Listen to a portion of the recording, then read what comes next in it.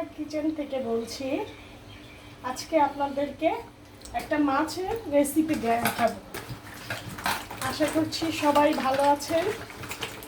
দোয়া করি উপরওয়ালা আপনাদের সবাইকে ভালো রাখে, সেই সঙ্গে আমাকেও। প্রথমে মাছটাকে ভালো করে লবণ দিয়ে ধুয়ে নিচ্ছি। এই মাছটা হচ্ছে সিলন মাছ। এটা সুনামগঞ্জের মানুষরা খুব ভালো মতো চিনবে। অনেকটা দেখতে আয়ের মাছের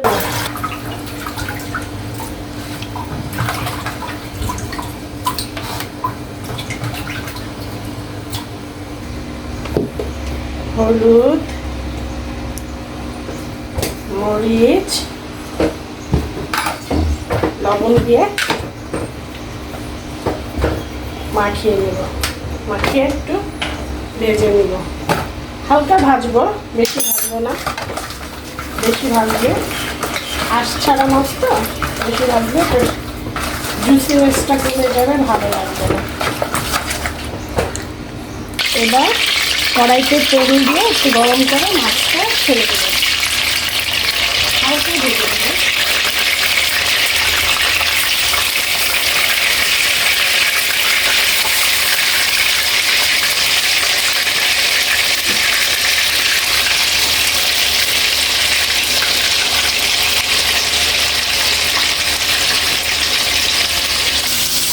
এখন মাছগুলো সব ভাজা হয়ে গেল। এখন তো সব মাছ এবার তুলে নেব।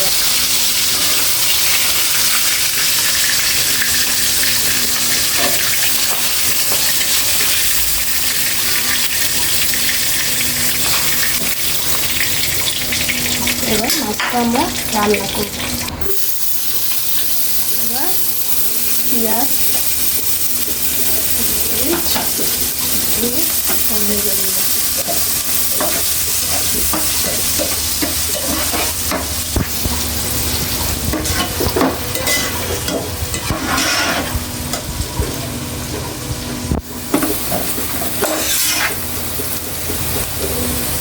মরিচ, ধনিয়া, হলুদ,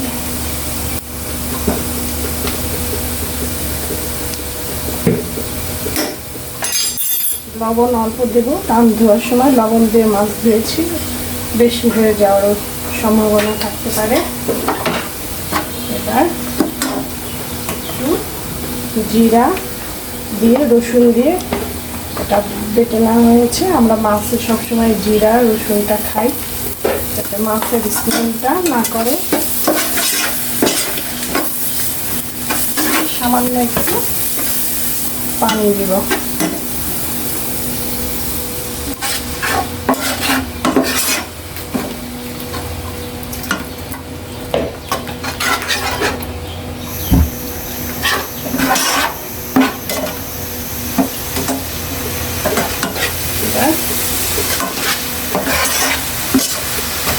টমেটোটা দিয়ে দিব।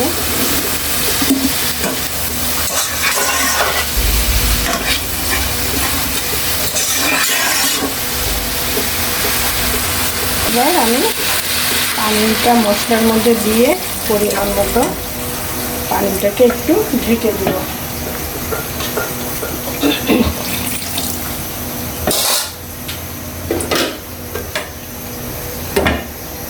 ফুটে উঠলে তখন এবার মাছগুলো আমি আস্তে আস্তে ছেড়ে দেব।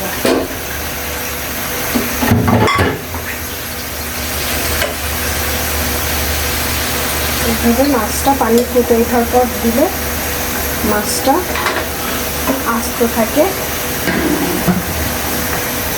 পড়ে যাওয়ার সম্ভাবনা কম থাকে। মাছটা আমি একটু ভুনা করবো, ঢেকে দিচ্ছি। আমার মাছটা বেশ কাঁচামরিচ,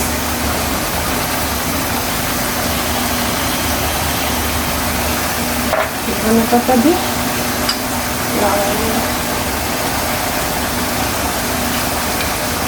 হয়ে গেল আমার সিলনি মাছের ভুনা।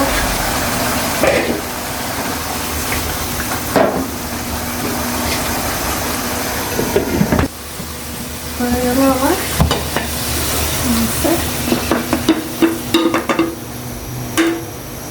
রেসিপি।